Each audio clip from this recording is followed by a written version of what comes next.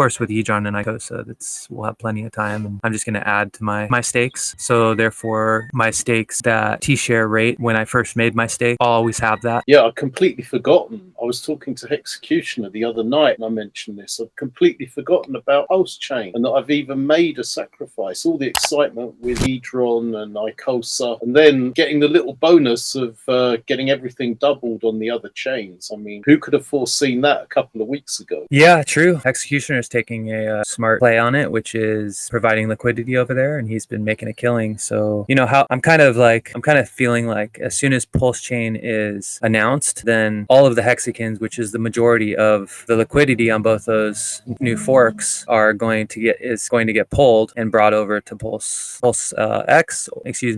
to Pulsechain. I think the only reason there's any traction over there is because of us hexagons, and I think it's going to be really hard for the hexagons to not want to just pull everything off of those two chains and bring that value to most likely Pulsechain. Price, do you think it will dump on those two chains? Actually, it could play both ways, because there's high volatility. Then more people will go in and trade and might even take a position over there that aren't in the hex community, because of the opportunity of just mad gains. It might suck in a lot of people while the true hexagons come back to pull their liquidity. There might be a lot of other opportunists pushing up the price there. Yeah, I actually think the opportunity will be providing liquidity to the downside as soon as Pulsechain is announced. So that might be where I get into liquidity providing over on the ePow network, because I just see that would be the normal way, and the masses will think that way of like, oh, Pulsechain's been announced. I want to pull everything off of these chains. I want to sell it and get over onto Pulsechain, or have dry powder to buy Pulse. Then the funny thing is that the cycle might actually reverse when people get those mad 100x gains or 1000x gains. They're buying power on the ETH chain, ETH Fair chain. We could see a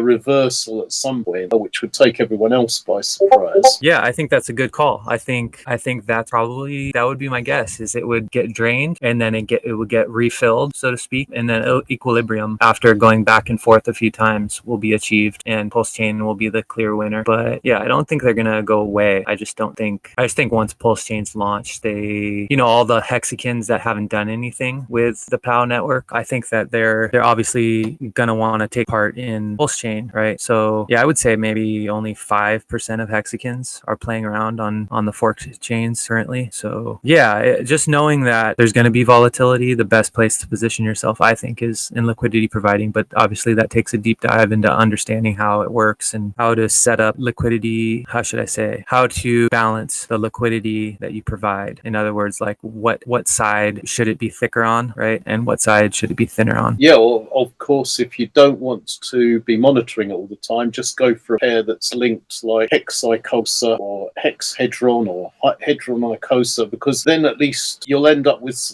more. If you suffer impermanent loss, at least you'll get a coin which you want to accumulate. That's a great point. That's a really good point. Yep. That will probably be my call, because I don't want to be, I know Execution has become an expert now, but I don't want to be tied to my screen watching it every day, thinking, do I need to pull? Do I need to put it lower, a bit higher? Do I need to squeeze the ranges? Yeah, that's really smart, actually. That's really smart, because then, yeah, like you say, if you're providing liquidity into a pair, you're selling your hedron for hex, then it's kind of a win-win as opposed to being sold for USDC. Yeah. Yeah, absolutely. Yeah. I've been playing around on testnet quite a bit. I need to do it some more though. Obviously, it's different because you can't do V3 liquidity for the testnet, right? Because Pulsex is a fork of Uniswap V2, so your liquidity has to be balanced. Not as much ability to have different ratios. I think Richard or somebody was saying that when the license is up, and funny enough, because a whole year has gone by, well, more than a year, the license might actually be up by the time they launch, which means that they can actually legitimately make a copy. Because I think the problem is at the moment they can't make a copy because it's license locked.